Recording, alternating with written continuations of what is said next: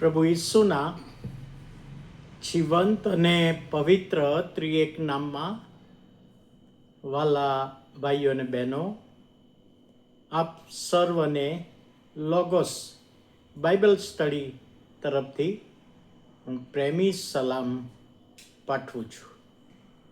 અને આજે એક વિનંતી, પ્રાર્થના વિનંતી અને જાહેરાત. 1 જૂન અને તે દિવસથી સવારે જે આપણે 5 મિનિટનો સમય લોગોસ બાઇબલ સ્ટડીમાં લઈએ છીએ એના બદલે 10 મિનિટનો સમય લઈશું અને પ્રકટીકરણનું પુસ્તક એનો અભ્યાસ આપણે શરૂ કરવાના છે. પાછલા દિવસોમાં મેં એની જાહેરાત કરીને તમારા બધાનો પ્રતિભાવ હતો કે પ્રકટીકરણનો અભ્યાસ શરૂ કરો, તો એ પ્રમાણે અભ્યાસ શરૂ કરી રહ્યા છે.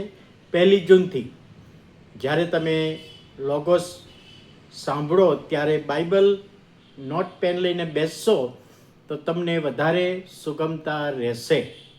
એના માટે તમે પ્રાર્થના કરશો અને બીજાને તમે જણાવશો. હવે આજે 21 મે 2026 અને ગુરુવારનો આ નવો દિવસ આપણા જીવનોમાં પ્રભુએ બતાવ્યો. પ્રભુનો આભાર માનીએ છીએ. જે વચન આજે શીખવાના છે એ માર્કની લખેલી સુવાર્તા, તેનો 8મો અધ્યાય અને 26મી કલમ. માર્ક 8 અને 26. ત્યાં માર્કે લખ્યું છે, અને તેને ઘેર મોકલતા કહ્યું કે ગામમાં પણ પેસતો નહીં. બેથસેદામાં પેલો આંધળો માણસ, એને પ્રભુ ઈસુ ખ્રિસ્તે દેખતો કર્યો, અને દેખતો કર્યા પછી ઈસુએ એને કહ્યું કે તું હવે તારા ઘેર ડાયરેક્ટ સીધો જા, ગામમાં પેસતો નહીં. હવે જ્યારે આ આંધળા માણસને માટે પ્રાર્થના કરવામાં આવી ત્યારે પ્રભુ ઈસુએ 2 વખત સ્પર્શ કર્યો અને 2 વખત પ્રાર્થના કરી આ સાજાપણા માટે. પ્રથમ વખત સ્પર્શ કરીને કહ્યું કે તને શું દેખાય છે? ત્યારે કહે છે, માણસોને દેખું છું પણ ઝાડ જેવા લાગે છે, અસ્પષ્ટ દેખાય છે. સ્પષ્ટ દેખાતું નથી, માણસો ઝાડના જેવા દેખાય છે. ફરી ઈસુએ એને સ્પર્શ કર્યો, પ્રાર્થના કરી અને કહે છે, હવે મને સ્પષ્ટ દેખાય છે. હવે એ માણસને જ્યારે સાજાપણું મળ્યું, દેખતો થયો, ત્યારે પ્રભુ ઈસુએ એને વોર્નિંગ આપી, ચેતવણી આપી કે હવે તું ગામમાં જઈશ નહીં. ગામમાં તને ઘણા બધા લોકો પૂછશે, એના કરતાં સીધો તું તારા ઘરે જા. હવે બાઇબલમાં નવા કરારમાં ઘણી બધી જગ્યાએ પ્રભુ ઈસુ ખ્રિસ્તે આવી વાત કરી છે. માર્કની સુવાર્તા 1 અધ્યાય 44મી કલમ, પેલા કોડિયાને સાજો કર્યો અને કહે છે તું કોઈને કહીશ નહીં. માર્કની સુવાર્તા 8મો અધ્યાય ને 4th કલમ, બીજી જગ્યાએ પણ કોડિયાને કહ્યું કે તું કોઈને કહીશ નહીં. માથીની સુવાર્તા 9મો અધ્યાય ને 30મી કલમ, 2 આંધળાને દેખતા કર્યા ત્યારે કે તમે કોઈને કહેશો નહીં. લુક 8 અને 56માં યાઈરની દીકરીને સારું થયું, સાજી કરી, ત્યારે મા બાપને કહ્યું કે તમે કોઈને કહેશો નહીં. એટલે પ્રભુ ઈસુ ખ્રિસ્તે બેથસેદામાં જે ચમત્કારો થયા હવે કોઈને કહેવાની જરૂર નથી. હવે સામાન્ય રીતે આપણને પ્રશ્ન થાય કે શા માટે ઈસુએ આવું કહ્યું કે કોઈને કહેશો જ નહીં, કોઈને કહેશો નહીં.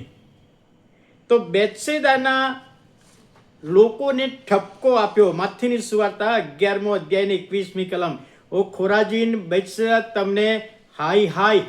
જો આવા ચમત્કારિક કામો સૂર અને સીદોનમાં થયા હોત તો એ લોકોએ ક્યારનોય પસ્તાવો કર્યો હોત. પણ તમે બેથસેદાના લોકો, તમારા ગામમાં, શહેરમાં આટલા મોટા ચમત્કારો થયા અત્યાર સુધી, પણ તમે વિશ્વાસ કરતા નથી, અને માટે કહે છે કે હવે આ કોઈને કહેશો નહીં. જે સાજા થયા છે બરાબર છે, ગેરસમજ કે એ વખતે લોકો રાજકીય મસીહાની રાહ જોતા હતા.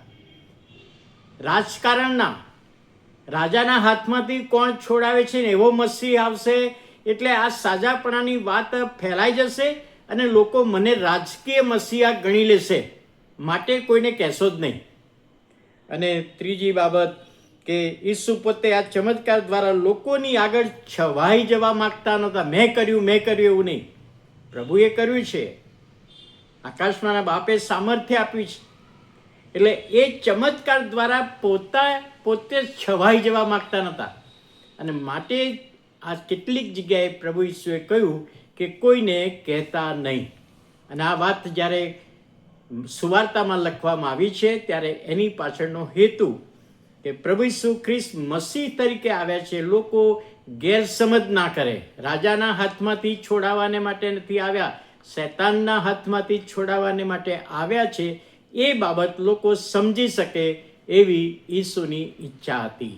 અને આ વચન સમજવામાં આત્માની દોરવણી પ્રભુ આપણને આપે. પ્રાર્થના કરીએ. વાલા પ્રભુ, અમે તમારો આભાર માનીએ છીએ, તમારા નામને ધન્યવાદ આપીએ છીએ. આજનું વચન સમજવામાં આત્માનું સામર્થ્ય, દોરવણી, સહાય તમે પૂરા પાડો. ઈસુ પ્રભુના નામમાં સાંભળો, માન્ય કરો. આમેન.